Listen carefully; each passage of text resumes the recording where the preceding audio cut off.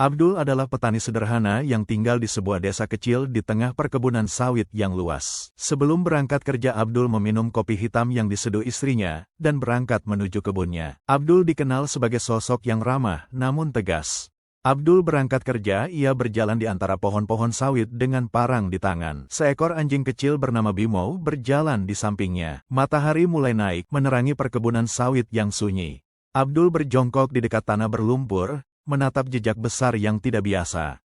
Jejak itu memanjang seperti alur yang menyeret sesuatu berat, sementara anjing kecilnya, Bimo, mengendus-endus jejak itu dengan gelisah. Ia melihat jejak besar yang menyerupai tubuh ular di sekitar pohon-pohon sawitnya. Dalam pikirannya, mungkin hanya ular biasa yang melintasi kebunnya. Ia mengikuti jejak tersebut, perasaan Abdul semakin tidak enak. Jejak itu menuju ke area yang lebih lebat, di mana tanaman liar tumbuh tinggi dan gelap. Abdul memutuskan untuk bekerja membersihkan rumput di sekitar pohon sawit, akan tetapi firasat buruk terus menghantuinya. Di bawah bayang-bayang pepohonan sawit yang rapat, seekor ular piton raksasa melilit di batang pohon sawit. Tubuhnya yang tebal berwarna coklat keemasan dengan corak hitam tampak berkilauan di bawah sinar matahari yang menerobos daun. Matanya yang tajam menatap lurus ke arah Abdul, sementara lidahnya menjulur cepat. Di dekatnya terlihat seekor kambing yang baru saja dimangsanya. Saat Abdul tengah bekerja, ia mendengar suara gemerisik aneh. Ketika ia menoleh, jantungnya hampir berhenti berdetak. Di hadapannya, seekor ular piton raksasa sepanjang lebih dari 8 meter tengah melingkar. Ular itu tampak mengawasi Abdul dengan tatapan penuh ancaman. Bimo, anjing kecilnya, mulai menggonggong keras, tapi itu justru membuat ular semakin terprovokasi. Tubuhnya yang besar melata dengan kecepatan yang tak terduga. Abdul segera menarik parang di pinggangnya dan bersiap. Abdul berdiri tegak dengan parang di tangannya. Di depannya ular piton itu melingkar. Ular itu siap menyerang. Abdul tahu ia tidak bisa lari. Dengan keberanian, ia mengayunkan parang ke arah tubuh ular, tetapi sisik tebal piton itu membuat senjatanya terpental. Ular itu menyerang balik, berusaha melilit tubuh Abdul. Ekor ular menghantam tubuhnya hingga ia terjatuh. Bimo berusaha mengalihkan perhatian ular dengan menggonggong dan menyerang ekornya. Kesempatan ini dimanfaatkan Abdul untuk menyerang kepala ular dengan parang sekuat tenaga. Tebasan itu berhasil mengenai mata ular, membuatnya mengamuk. Abdul menggunakan semua tenaganya untuk bertahan. Ia akhirnya berhasil menebas leher ular tepat di saat ular itu hampir melilit tubuhnya sepenuhnya.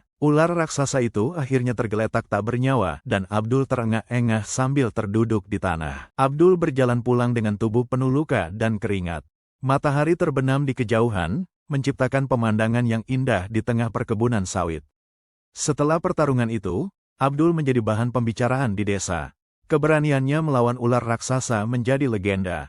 Suasana desa kembali nyaman dan tentram.